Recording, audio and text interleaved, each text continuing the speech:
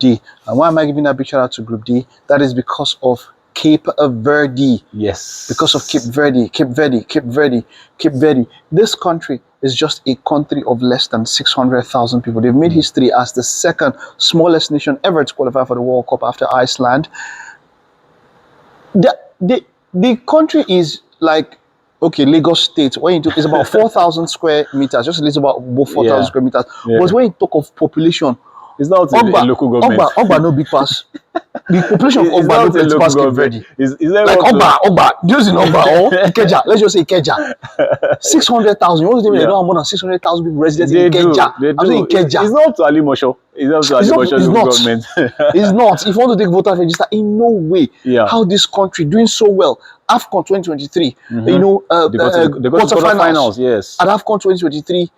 It's such a small nation. Shout out to Cabo Verde, because I mean, you know, most of their players as well, I mean, from outside of the country. Though I think their defender Logan Costa is the only one playing in the Europe top 5 leagues. But then, like they had likes of Baby, if you remember Baby from Manchester United. But then they just grew up themselves as a unit. So the interesting thing is that none of them is playing in the country, and none of them they're not playing in Africa. Majority is outside. They're playing outside. Outside. You know, they as far as the UAE.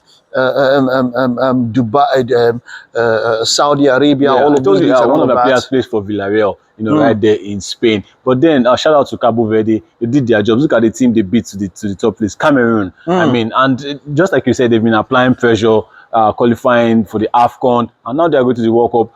I am personally going to watch them at the World Cup. They play so well. I will. Not that they just qualify by fluke. They play really, really good football. You know, considering just 8 goals, of course. Yeah, scoring 16. Plus 8 scoring 16, even though that was not so much. But they found themselves somewhere. And this is one of the successes of this particular World Cup. We have about 3 or 4 countries who are making their first appearance at a World Cup. A 48-team World Cup. This is what FIFA is looking for. These smaller countries having the chance. But then they did not just show. They came up against an African powerhouse in Cameroon in that particular group and came up tops. Absolutely. Even the likes of Libya, Angola pushed them, but then they just showed that with that union that they have of their footballers, they play mostly like the Portuguese. You know, I mean, it's a Portuguese speaking country. So they play mostly like the Portuguese, and it's shown through.